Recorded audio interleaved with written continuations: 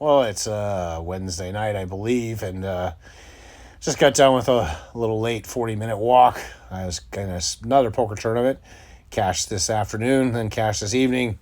So I headed out late like I did yesterday. So got to quit cashing in these tournaments, or problem is they just kind of run really long. Not making a final table, though, so not really building much of a bankroll.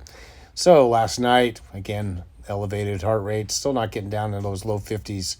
Not really sure why. And then you can kind of see this morning's workout was a little good, but this evening we definitely wasn't getting the heart rate very much. Just having a hard time getting the heart rate up at all. It's hard to do when you're walking, especially. Really happy with the sleep I got, 6.5 hours. That's why this morning's walk was so good. Nice 84 rating. So definitely starting to get my sleep back after having quite a tough time after I got the COVID shot, the Pfizer shot. So glad that's happening. Time of sleep, deep REM sleep, all that. Then going over here, just showing the workouts. Walked an hour 15 in the morning, 43 minutes in the evening, and then kind of happy I did pound a lot of water today, especially while I was playing in poker tournaments. I think I got to figure out a way to play the poker and ride my spin bike. I need to get a stand, which I just ordered, and hopefully be able to set it up. I was talking to my son if there was some sort of mouse I could hold my hand. He's like, nope, doesn't work that way. So unfortunately, won't be able to do that, but looking to figure out some other way to do it. So, this morning it was a 75-minute walk, 4 miles and a quarter, 17:46 pace, which for me is pretty good. It is a year since I left the hospital with a heart failure diagnosis. It's funny, I left the hospital and then went for a walk with Blanca. So been talking about doing the Great Race across Tennessee, which I did last year right out of the hospital. Did a double crossing actually last year.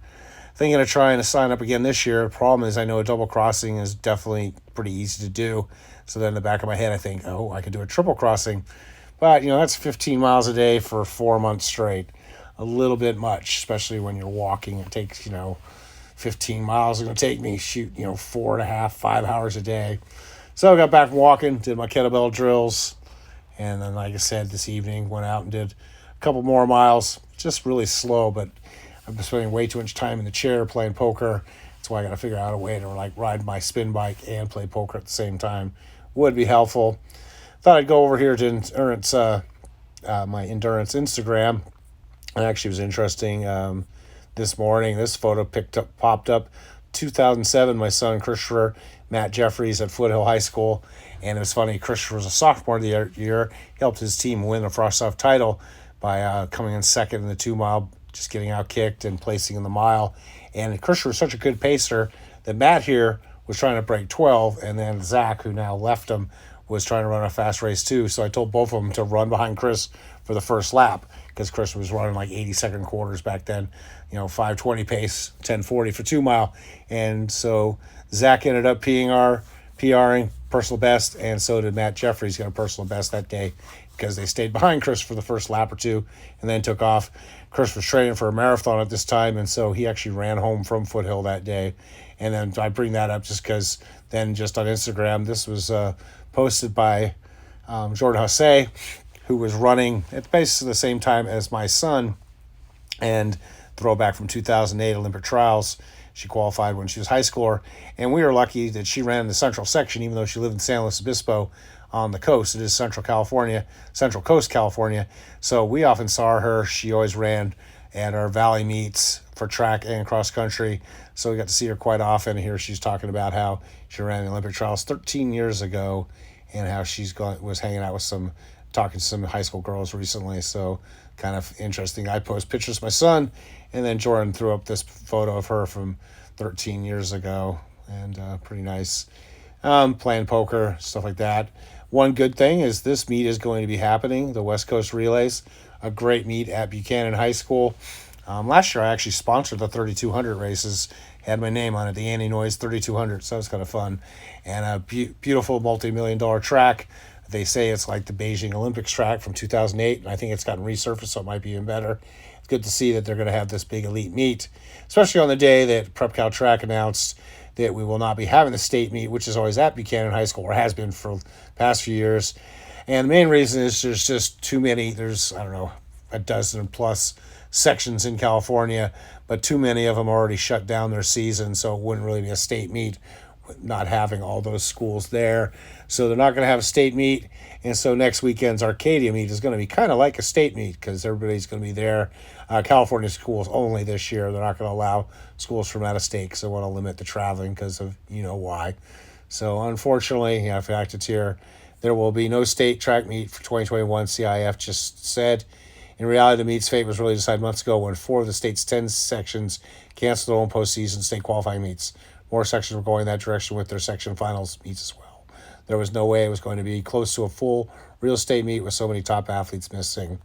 So unfortunate, but just kind of what's been happening lately. And then thought this was kind of interesting. Ryan Hall, who now is a beast, he just came up with a new challenge of carry your body weight for 1 mile completed. Not sure anyone has ever attempted this before. Came up with the challenge while doing some water jug farmer carries.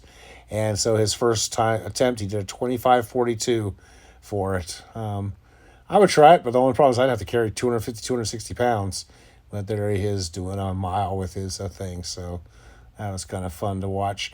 And then I like this post by my friend Anthony Culpepper, who along with Yolanda Holder was at the Dome in 2019, and both of them walked 100 miles under 24 hours, just become like the 93rd, 94th people to do it. He was like super fast, like 21 something hours.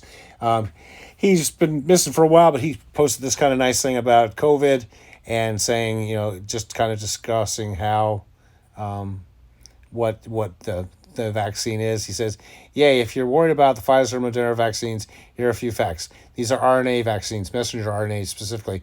And RNA does not enter the nucleus of the cell. That is DNA. Therefore, your genes, chromosomes are not being edited.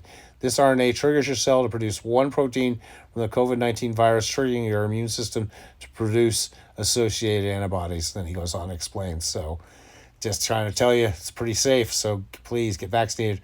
My whole family has. And here in California, everyone's definitely been we're back. That's one of the reasons we're having races and getting back to normal. So you're not just doing it for yourself, you're doing it for everybody else. So that's about it for today on my training day. And as always, stay healthy, be boring, and please subscribe.